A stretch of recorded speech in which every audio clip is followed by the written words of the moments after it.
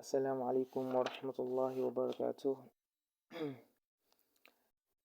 إن الحمد لله نحمده ونستعينه ونستغفره ونعوذ بالله من شرور أنفسنا والسيئات أعمالنا من يهده الله فلا مضل له ومن يضلل فلا هادي له وأشهد أن لا إله إلا الله وحده لا شريك له وأشهد أن محمدا عبده ورسوله صلى الله عليه وسلم.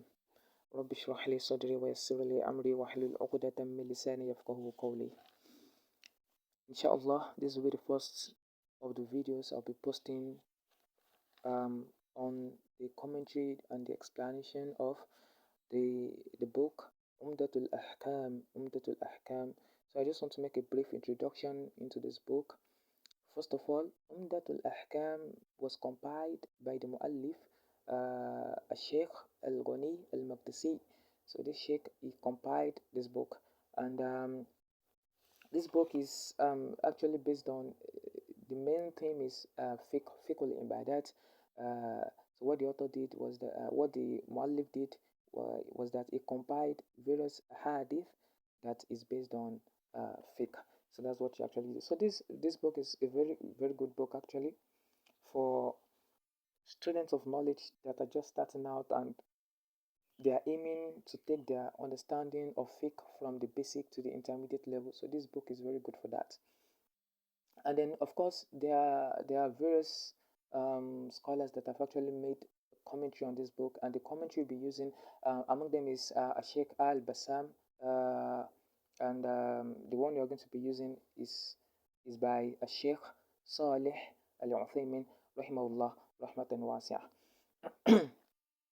So Sheikh Salih Al-Uthaymīn is very famous for using very simple words for very quick and deep understanding. So inshallah we ask Allah subhanahu wa ta'ala to benefit us with this book. So a lot of scholars have actually vouched for this book, you know, for the one who is beginning to study. Tayyib, obviously, around the continent here, you know, our native tongue is not Arabic, so most of the time students get to a higher level before they start studying this book.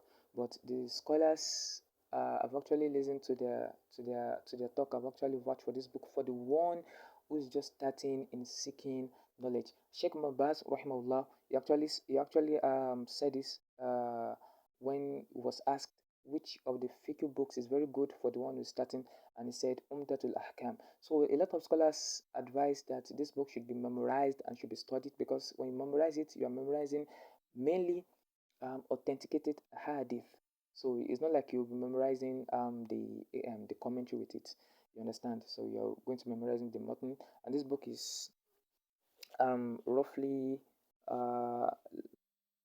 let me see, over 400 hadith, not up to 500 hadith. طيب.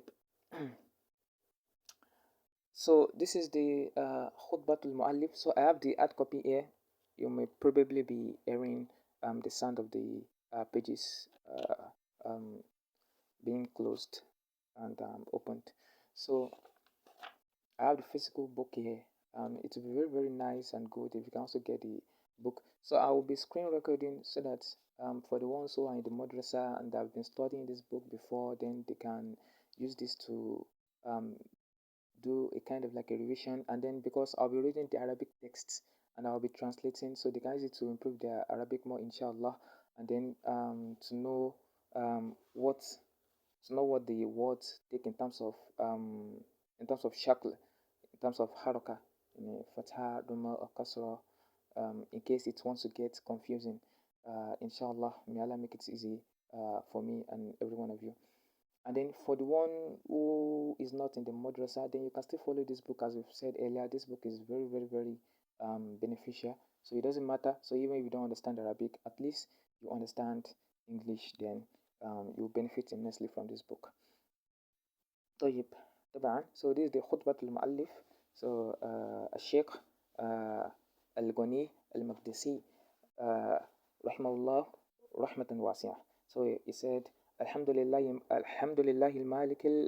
الملك الجبار الواحد القهار وأشهد أن لا إله إلا الله وحده لا شريك له. Sorry.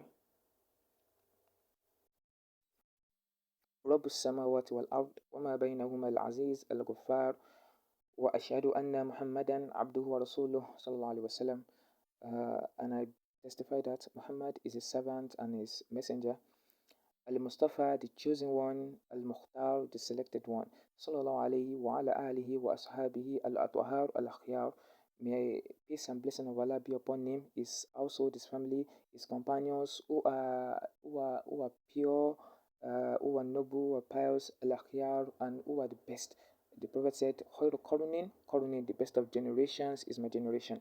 أما بعد فإن بعض الإخوان, he said, some of the brothers سألني اختصار جملة في أحاديث الأحكام مما اتفق عليه الإمامان. He said, some of the brothers have asked me, some يعني Muslim brothers, so سألني have asked me اختصار جملة. So jumlatan is like when you say the whole of something, just like Allah says in the Quran, لولا نزل عليه القرآن جملة واحدة. So the disbelievers, they said, why haven't the Quran why haven't it been revealed to the prophets all at once, جملة واحدة. طيب. So they asked the Sheikh to like make an ikhtisar because this book, like we said, will actually take you from the basic to the intermediate. So it won't take you too deep, but you have a very good understanding of each pillars of Islam, as-salah, zakah, siyam, and so on and so forth. But it doesn't mean it actually treated all the mas'ala, all the issues under fiqh. No. But the most important ones and the most the ones that is very necessary for you to know. So this book treats it with the hadith. So that's what they asked the Sheikh. You understand? Because there are some fiqh books that are very, very much in terms of the size and all. So they asked him to make like a kind of compiled summary of ahadith on each pillars, on each on the fiqh wal ibadat, that is based on fiqh, on the rulings. Mimma ittafaqu alayhi al-imaman, the one in which the two imams they agreed upon. So yani Muslim and Bukhari.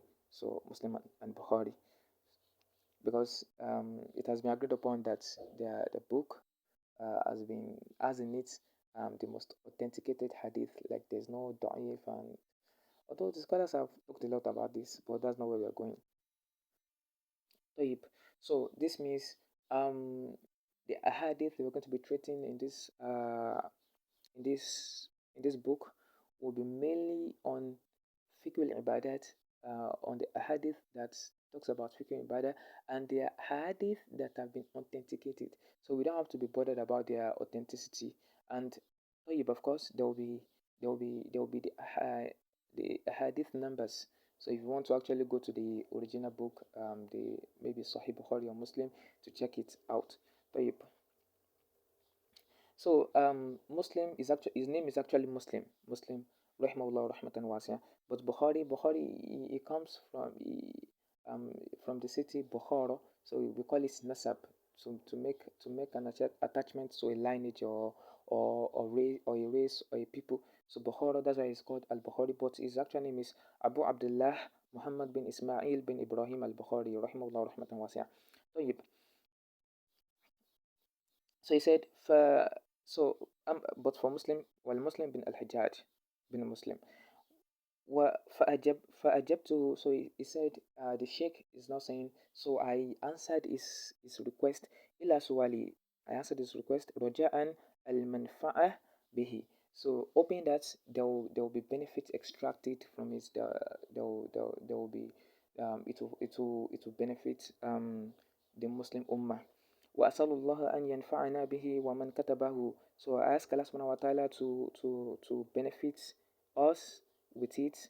ومن كتبه, and the one who writes it, أو سمعه, or the one who hears it, أو قرأه, or the one who reads it, أو حفظه, or the one who memorizes it, أو نظر فيه, or the one who looks through it, the one who tries to go through a masala. وأن يجعله خالصا لوجهه الكريم, and to make it solely for the sake of his pleasure, al-Karim, the most generous God. Mujiban, which is very necessary.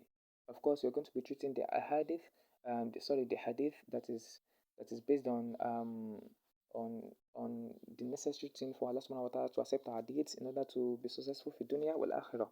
موجبا للفوز لديه, which is necessary for the success that is with Allah subhanahu wa ta'ala في جنات النعيم, in the gardens of paradise, gardens of luxuries. فإنه حسبنا ونعم الوكيل, because he is sufficient for us.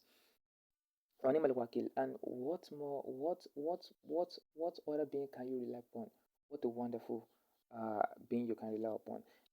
So ask Allah subhanahu wa ta'ala to make this very, very easy for us and to reward us for it as an act of ibadah. So after this video, inshallah, I'll be starting with Kitab al-Tahara. Kitab al-Tahara, we'll be making an introduction to Kitab al-Tahara, and then we're going to be treating the ahadith under Kitab al-Tahara. I ask Allah subhanahu wa ta'ala to reward this Shaykh Al-Ghaniyy Al Maqdisiyy a great reward, and to enter him into Jannah, and also the Sharih, the comment, the one who explained this hadith. The book will be using Ash-Shaykh Muhammad Al-Uthaymīn, Muhammad bin Salih Al-Uthaymīn, rahimahullah rahmatan wasi'ah. For Allah subhanahu wa ta'ala, we pray for Allah subhanahu wa ta'ala to reward him immensely for this wonderful work he has done. So like we said, Sheikh, he has broken this book down, the commentary down, into a very, very simple way in order for us to understand it. So he will start with giving a short information about the narrator, then bayanu mawdu'i al-hadith, what the hadith is talking about, then the sharh al-kalimat, the meaning of the words, the terms used in the hadith, sharh al-ijmali, the comprehensive explanation, the summary, fawaid al-hadith, so the benefits we can extract from the hadith, and then and so on. طيب والصلاة والسلام على رسول الله. هذا والله أعلم. سبحانك اللهم وبحمدك أشهد أن لا إله إلا أنت أستغفرك وأتوب إليك. السلام عليكم ورحمة الله وبركاته.